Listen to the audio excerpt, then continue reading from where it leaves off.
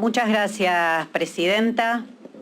Aclaro que con el diputado Nicolás del Caño estamos presentes en esta comisión, a pesar de que, como pasó con otras de gran relevancia para el funcionamiento del Congreso, como la del presupuesto u otras, en el acuerdo de las dos fuerzas mayoritarias fuimos excluidos. Igualmente es un buen momento para recordarlo.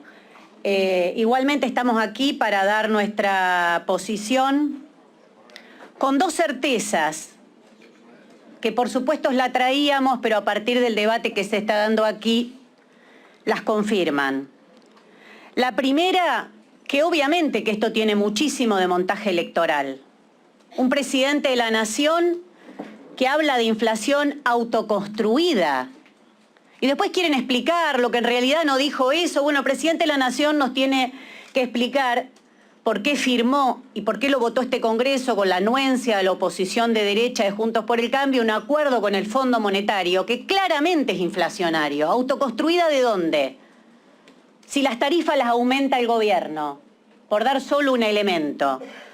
Entonces, en ese descuelgue, en esas ganas de buscar un motivo de polarización con la oposición de derecha, aparece esta iniciativa, que claro que le conviene a Juntos por el Cambio, por eso hoy están todos acá.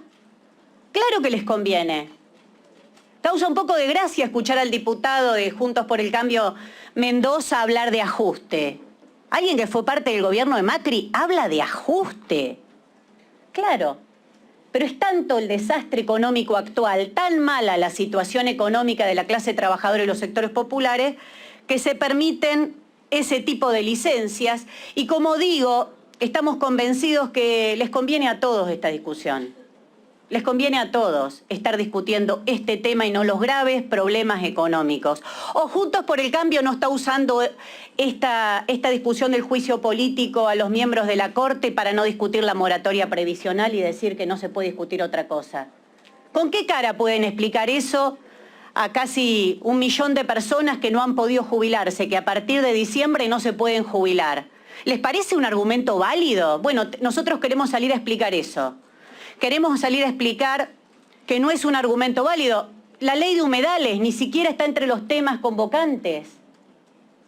Y después se habla del clima, de las consecuencias del calor, todos los días, de la sequía. Algunos piden ayudas económicas por la sequía. ¿Y qué creían que iba a pasar si talaban todos los bosques, si secaban todos los ríos, si extendían el monocultivo en forma escandalosa en la Argentina? Claro que son muchos temas que tendríamos que estar discutiendo en estas sesiones extraordinarias. Por eso digo que el gobierno le escapa a la discusión económica, instala una agenda que le conviene, no se habla así del ajuste brutal que está llevando adelante Sergio Massa, con la anuencia obviamente de todos los sectores del Frente de Todos, porque de Sergio Massa nadie habla, nadie lo critica, la licuación de las jubilaciones, los salarios por el piso. Y bueno, acá estamos. Y la segunda certeza es que hay grandes motivos para cuestionar esta Corte. Hay grandes motivos para cuestionar esta Corte.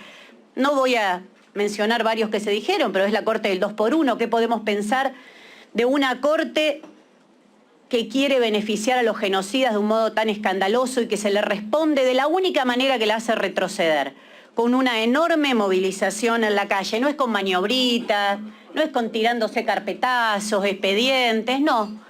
Con la movilización popular alrededor de un tema muy sentido, la Corte tuvo que retroceder.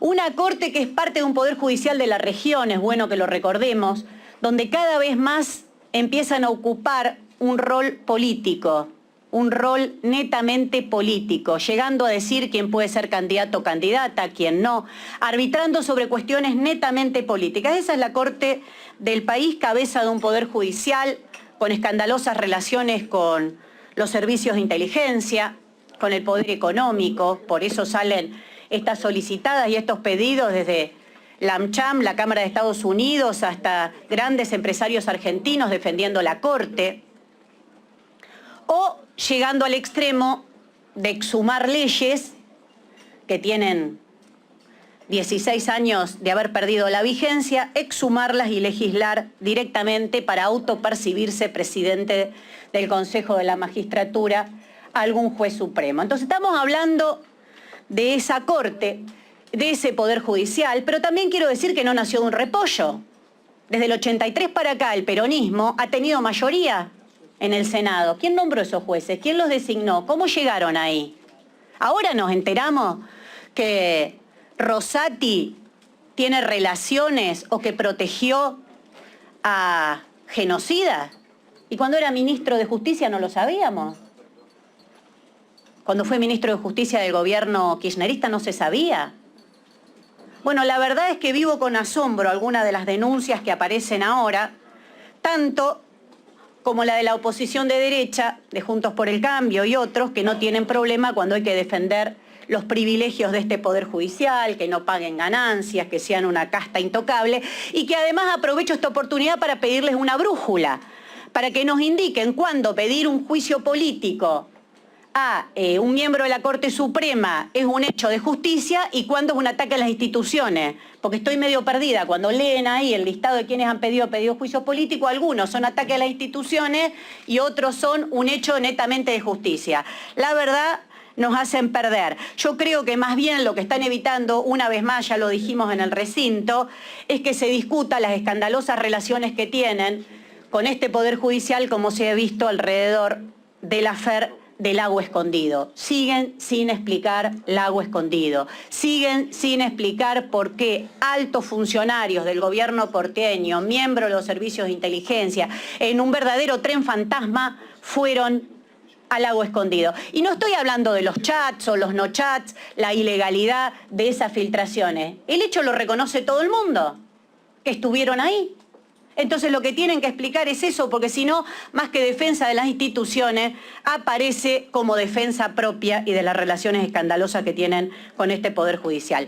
Para terminar, nosotros impugnamos claramente que 5 miembros, 10 miembros, 15 miembros, un grupito de personas que nadie eligió, que nadie votó, que llegan ahí por las componendas de los partidos mayoritarios puedan decidir sobre la vida de millones. Un grupito de personas llenos de privilegios, alejado de cualquier necesidad popular. Claro que lo impugnamos. Nosotros proponemos el juicio por jurados, la extensión del juicio por jurados, que los jueces sean elegidos por voto popular.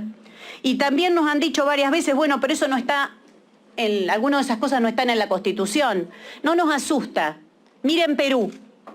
Miren el pueblo que se levanta en Perú tras años de ataques, de ajuste, de un 75% de precarización laboral. Muchos de esos trabajadores y campesinos que se movilizan plantean una asamblea constituyente. Bueno, nosotros queremos dar ese debate también en nuestro país.